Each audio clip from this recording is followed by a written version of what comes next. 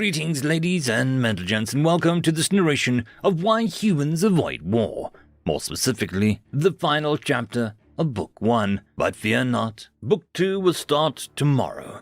Anyways, this is the final chapter, and as always, I hope that you enjoy. If you are new to the series, there is a link in the description. Chapter 27. Kylon Point of View.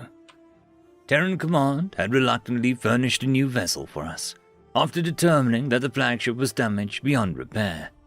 This one had nicer accommodations, since its primary function was in a diplomatic capacity. Its maiden voyage would be tonight, as the humans were hosting an ensemble of Federation dignitaries and officers.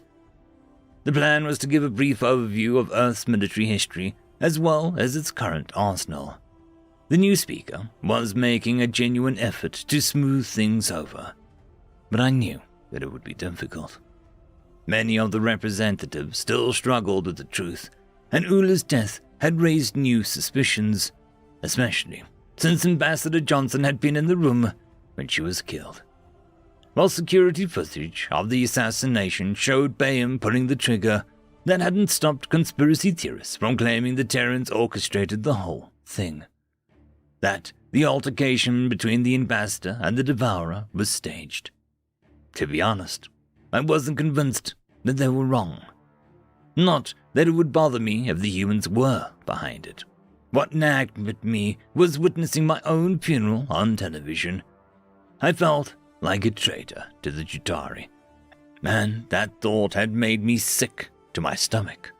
All I wanted was to return home, to reclaim my old life, to stand behind the helm of my own ship one last time. Kylon, you look unwell. I lifted my head, spotting Rykov at the entrance to my quarters. He must have just returned from the capital in advance of tonight's conference. Between his bloodshot eyes and the splint on his nose, I thought that he looked worse than I did. I forced a smile. Welcome back, Mikhail. Or is it General Rykov now? He winced. I'm sorry. I never meant to steal your job. I haven't accepted yet, I can. Don't be stupid. You deserve it. I don't know that I do. But thank you. Anyhow, I just wanted to let you know that you should be off the ship within the hour. It wouldn't be good for either of us to field questions about how you came back from the dead. I figured as much. Good. There's a shuttle waiting for you in the hangar bay. I've made arrangements for you to spend a couple days planetside. Might help you adjust to human culture, and at worst, it's paid time off. Anything beats dealing with politicians. Have fun with that. At least these ones aren't, shouldn't speak ill of the dead. The mention of Ula piqued my curiosity, but I figured I should refrain from asking about her. If the Terrans did arrange her assassination, then it wasn't a subject they wanted to discuss. Learning their secrets never ended well, at any rate. It was how I got stuck here in the first place. When it came to the humans, some questions were best left unanswered. I stared at the floor, trying to quell my resentment brewing in my mind. We probably shouldn't speak about her at all. Rykov must have read something in my expression, because his eyes narrowed. You want to know if we killed Ula, don't you? As far as I know, we weren't directly involved. That implies that you were indirectly involved, I pointed out. Well, I feel sorry for Bayham. A remorseful expression crossed his face, and his voice became subdued. I sensed something was off the last time that he was here, after the refugee camp was destroyed, but I never thought that this would be the result. Nobody could have expected that. I mean, how did he even get a gun into the hole in the first place? That's the crazy part. He tagged along with the press and slipped the gun into the sound engineer's bag. Security barely gives the media a second glance. Once he got past the metal detectors, he just pickpocketed it back. Clever bastard. Perhaps he has a chance. On the run, maybe. For what it's worth, I hope we never find him. Something tells me that you won't look that hard. I think I've already said too much, Kylon. I fought back a scathing reply in my head, which was that it didn't matter. there was no love lost between Ula and the Terrans. Of course, they wouldn't be chomping at the bit to bring her killer to justice. Who was I going to tell that wasn't human anyways? Right then. Well, I suppose this is goodbye, I said. For now. Take care of yourself, all right? With that, Raccoon waved farewell and disappeared down the corridor. As solitude presided once more, my longing to reach out to my people grew insatiable. In the name of friendship, can I watch the Terran military, at best, render my species obsolete? Was preserving my image really more important than ensuring the survival of my race? The humans slumbered now, but their history showed that what they were capable of under the right circumstances. It seemed unlikely that they would set off a supernova in the middle of the night, but the problem was that they could. The only way to counter such a possibility was to catch up to their technology, like how Earth had super weapons tucked away, just in case. If the worst came to fruition, the Chitauri deserved a fighting chance. Risks be damned, this was my final service to my planet. I fetched a razor from my go-bag and sliced it across the palm of my hand. Then my fingers uncorked an empty water bottle, and I allowed my blood to drip into the container. Then I'd sealed off the wound with haste, but not before the usable sample had seeped into the bottom.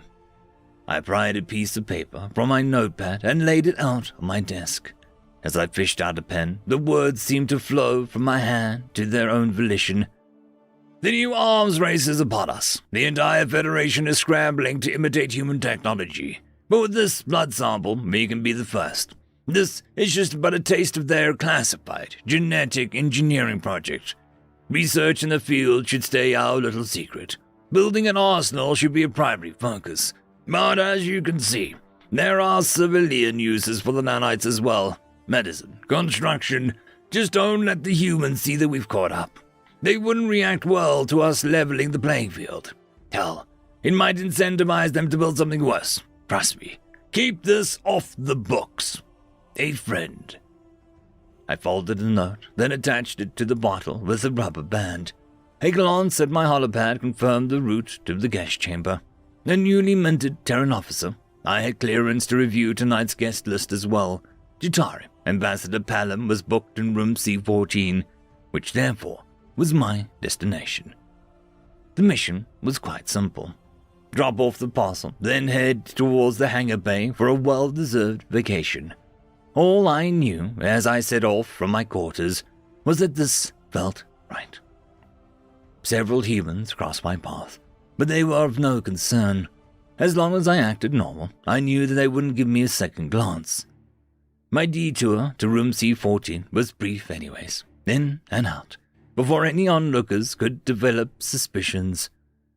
It took only a few seconds to slip the package beneath Palom's pillow, and then I carried on to the hangar bay as planned. With any luck, the Chitauri ambassador would notice the correspondence when he retired to his chambers. Would Commander Raccoon understand if what I had done had ever come to light? If our roles were reversed, I doubted that he would abandon Earth. Perhaps, in my position, he would have taken a similar actions. It was too much to ask of a soldier, to turn his back on those he swore to protect. The potential consequences of my decision were not to be underestimated. I knew that. We were dealing with the humans' warfare, the kind without honor and without winners. This breach not only risked incurring the Terran's wrath, but also elevated the chance of galactic destruction. The more parties that possessed nanite weapons, the more likely it was that someone would use them. But those dangers could be dealt with at a later date. It didn't matter that we were living in a tinderbox unless someone created a spark.